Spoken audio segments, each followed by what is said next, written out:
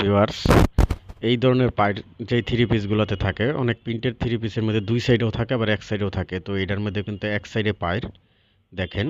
তো এই পাইটটা অনেকে ফালাই দেয়। তো এই পাইটটা আপনারা সঠিক নিয়মে কিভাবে আপনারা বসাইবেন, লেসের মতন লাগবে খুব সুন্দরভাবে।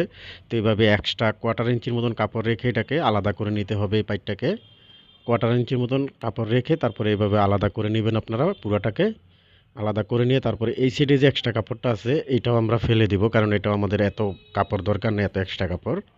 ওইটাও আমরা কোয়ার্টার ইঞ্চির মতন মানে হাফ ইঞ্চির অর্ধেকের মতন রেখে অথবা হাফ ইঞ্চির মতন রেখে আমরা ফালাই দিব। তো ফালানোর পরে তারপরে দেখেন আমাদের যেই হাতায় অথবা নিচে যেখানেই লাগাই, এই যে এটা কিন্তু উল্টা সাইড আর ওইটা কিন্তু বাস সাইড।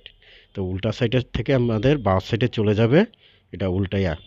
তো এভাবে ধরবো আমরা এই পাইটটাকে। পাইটটা কিন্তু যে বাস সাইডটা আছে মানে বাস সাইডটা যেটা আছে সেটা কিন্তু আমরা যেন উল্টাইলে যেন মানে বাস সাইডে গেলে যেন এটাও বাস সাইড হয় সেভাবে আমরা ধরে নিব।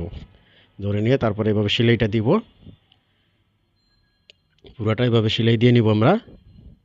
তো পুরাটা সেলাই দেওয়ার পরে যেটা করবো আমরা জাস্ট উল্টাই ফেলবো। এই যে দেখেন উল্টাই ফেলে একটা চাপ সেলাই দিতেছি, এটা কিন্তু বাস সাইডে চলে আসলো। জাস্ট খালি ওই সাইডের থেকে এই সাইডে নিয়ে আসলাম উল্টাইয়া। এটা কিন্তু উপরে চাপ সেলাই দিয়ে আমরা বসাই দিতেছি। ঠিক আছে, এটা দেখবেন শিলানোর পরে কত সুন্দর লাগতেছে, একদম বোঝাই যাবে না যেটা আমরা বসাইছি।